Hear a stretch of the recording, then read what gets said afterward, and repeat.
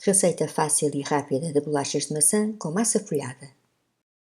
Para esta receita, utilizei 2 maçãs vermelhas sem casca e cortadas em pedaços, 1 colher de sopa de amido de milho, sumo de meio limão, meia chávena de açúcar amarelo, 2 colheres de sopa de água, canela a gosto e uma pitada de noz moscada.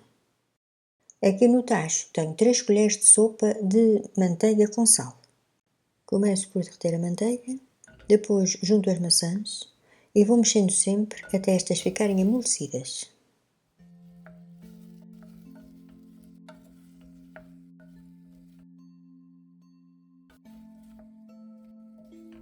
Junto a canela com a noz moscada ou açúcar amarelo e misturo bem com um garfo.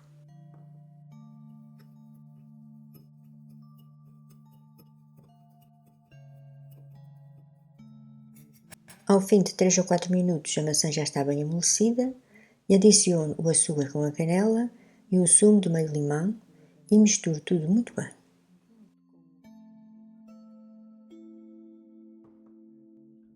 Vai agora ferver durante 3 ou 4 minutos, alumbrando, até o líquido começar a reduzir.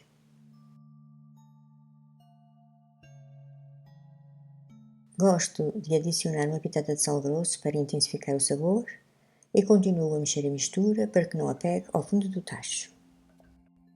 Utilizei a massa folhada fresca, comprada feita, e marquei as bases com este cortador de bolachas que deu um total de 7 bases.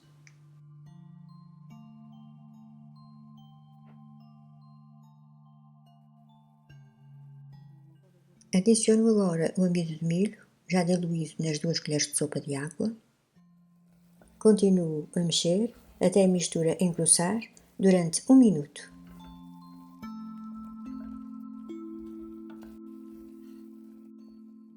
Já está pronto. Juntei mais uma maçã crua que amoleceu um pouco e vai acabar de assar no forno para dar uma consistência mais densa ao recheio.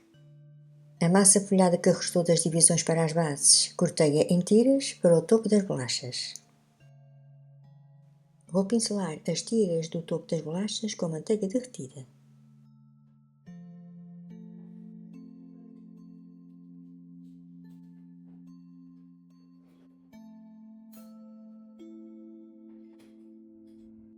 Vai ao forno a 200 graus durante 25 minutos.